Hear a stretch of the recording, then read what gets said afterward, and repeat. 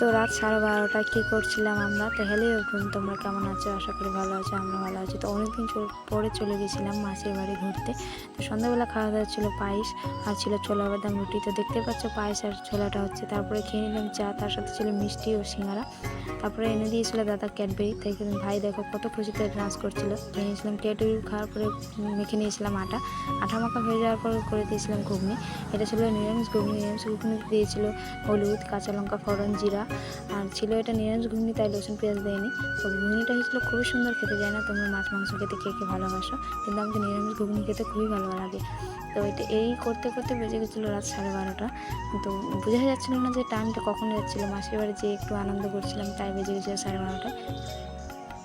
তো ঘুগনিটা হয়েছিল খুবই টেস্টি। তো আমার ভয়েসটা ছিল খুবই খারাপ, তো একটু ইগনোর করবা। তো ঘুগনি এই দেখো হয়ে গেছিলো ঘুগনি।